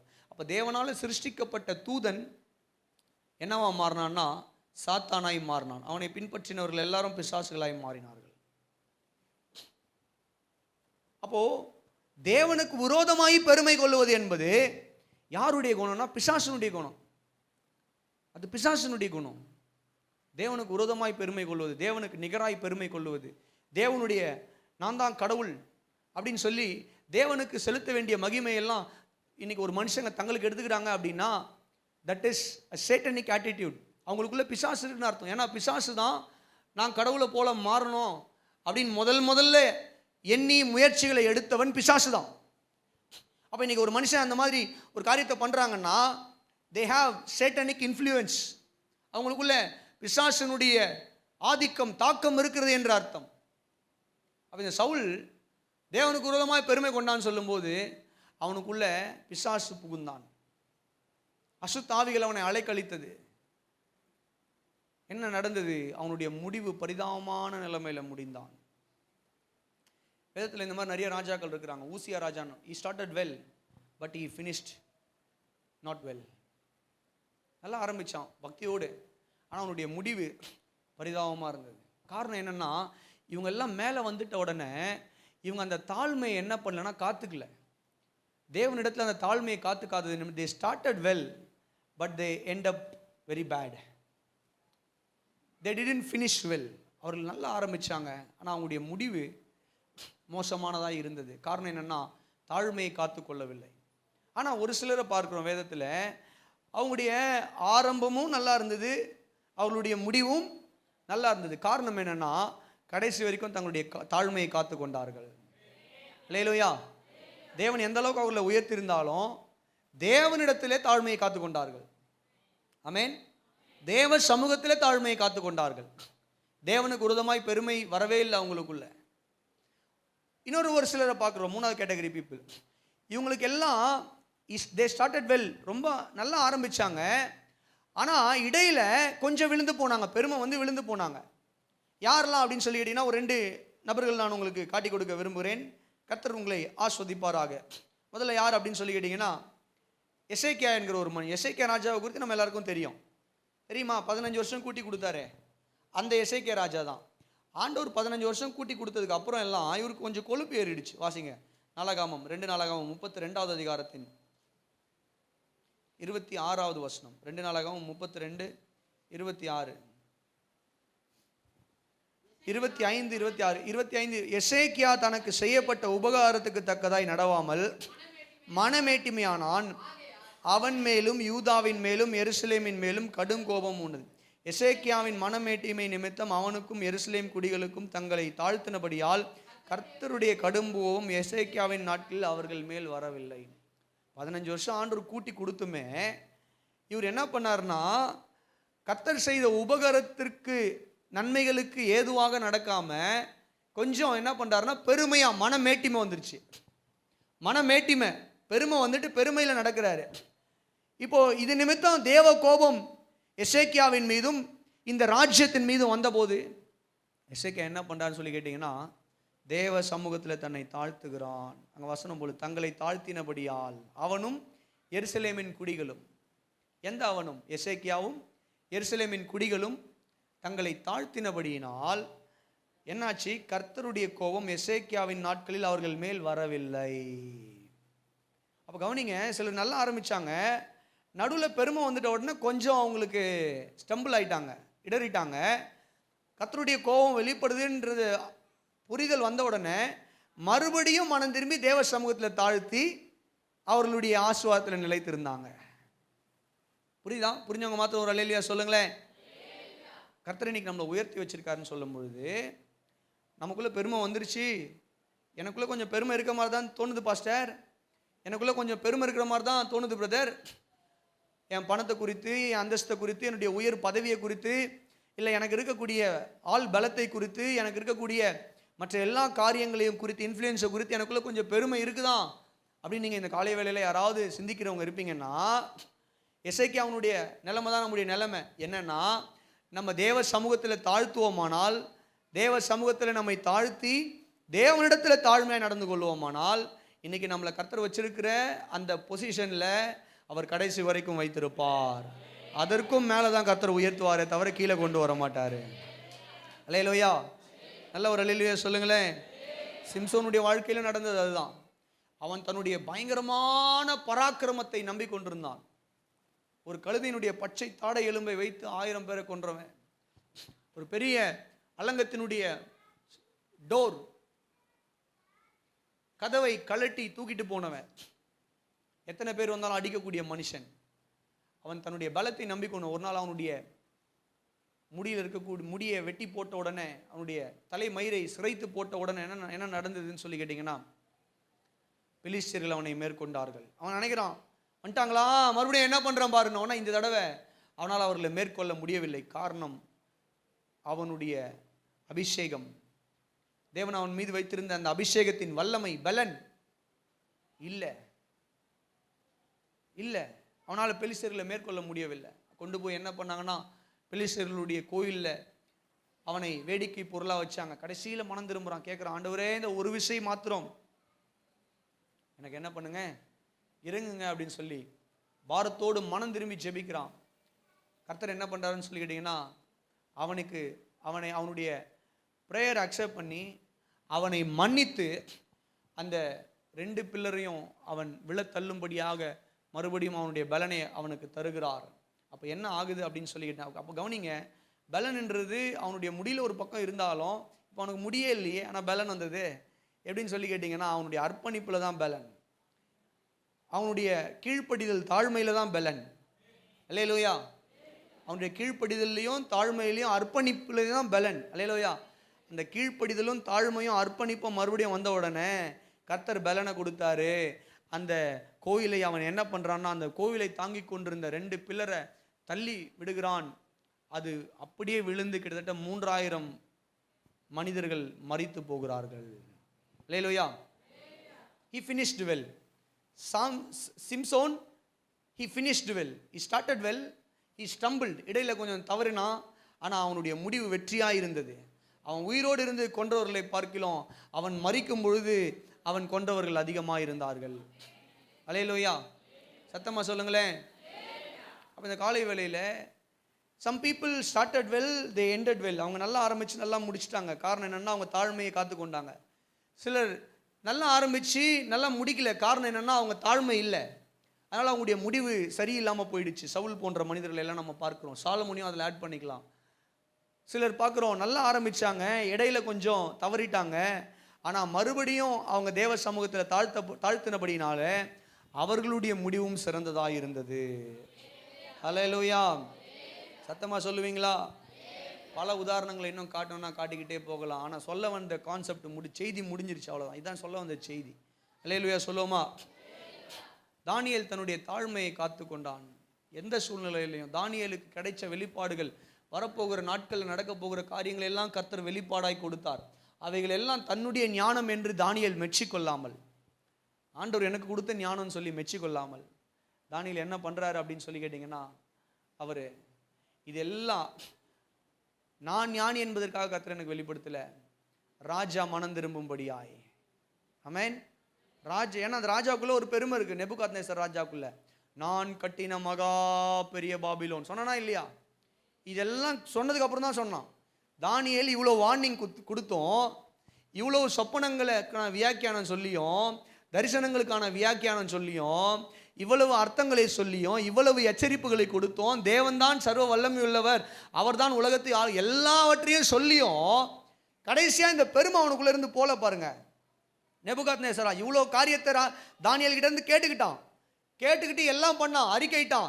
தேவன்தான் பெரியவர், அவர் தான் சர்வ ராஜா, எல்லாத்தையும் அறிக்கையிட்டான். ஆனால் ஒரு நாள் போயிட்டு அவனுடைய அந்த அரண்மனையிலிருந்து பார்க்கும் பொழுது, எல்லாவற்றையும் தன்னுடைய ராஜ்யத்தை பார்க்கும் பொழுது பார்க்குறான், அந்த பெருமை வந்துருச்சு. நான் கட்டின மகா பெரிய பாபிலோன் சொன்னான் பாருங்க.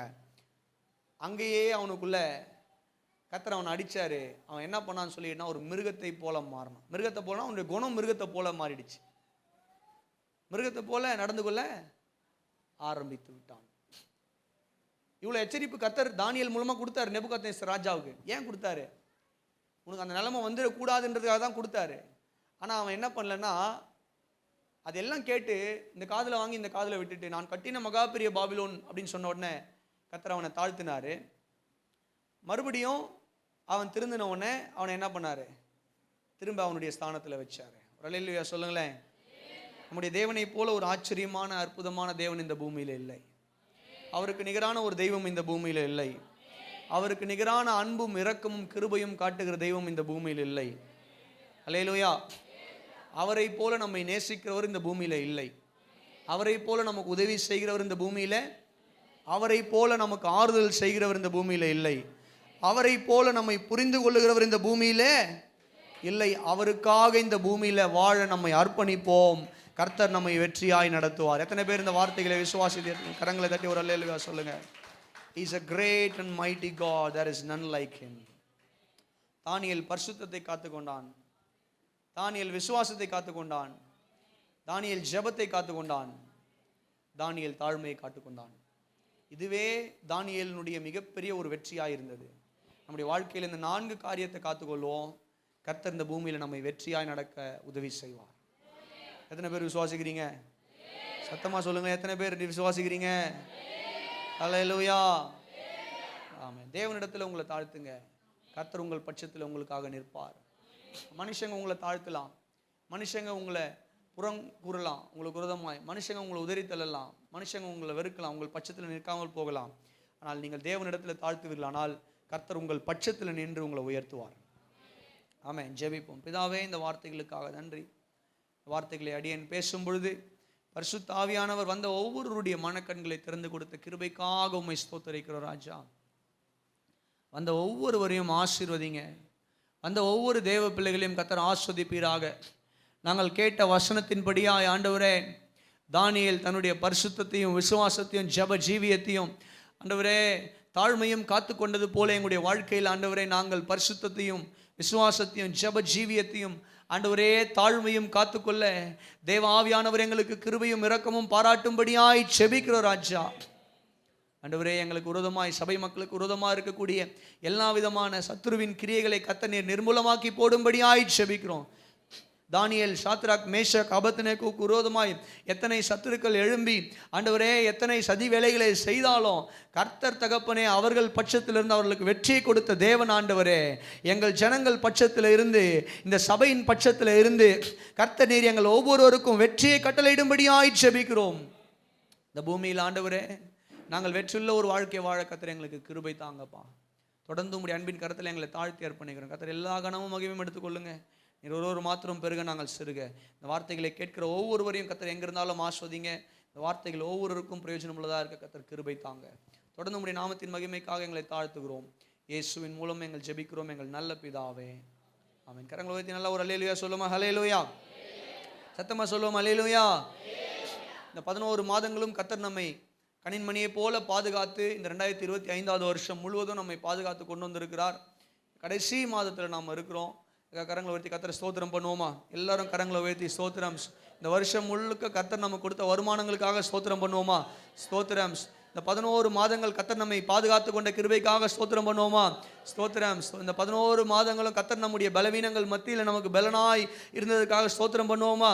ஸ்தோத்திரம். ஸ்தோத்திரம். எத்தனை தடைகள் மத்தியிலையும் நம்ம மீண்டு வர கர்த்தர் உதவி செய்ததுக்காக ஸ்தோத்திரம் பண்ணுவோமா? ஸ்தோத்திரம். மீதம் இருக்கிற இந்த ஒரு மாதம் நமக்கு ஆஸ்வாதமாய் முடிய கர்த்தர் கிருபை தரும்படியாய் ஸ்தோத்திரம் பண்ணுவோமா?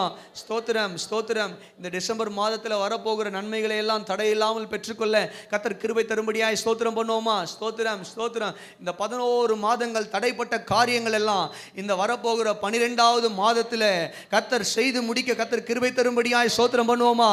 ஸ்தோத்திரம். ஸ்தோத்திரம். ஸ்தோத்திரம். இந்த 12வது மாதம் டிசம்பர் மாதம் ஆண்டவர் பிறந்த நற்செய்தி அறிவிக்கிற மாதத்தில் கர்த்தர் பெரிய காரியங்கள் நம்முடைய வாழ்க்கையில செய்கிற கிருபைக்காக ஸ்தோத்திரம் பண்ணுவோமா?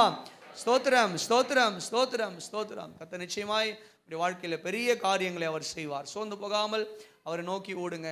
மகிமையான காரியங்களை உங்களுடைய வாழ்க்கையில காண்பிப்பார். இயேசுவின் நாமத்தில் பிதாவே, ஆமென். ஹல்லேலூயா.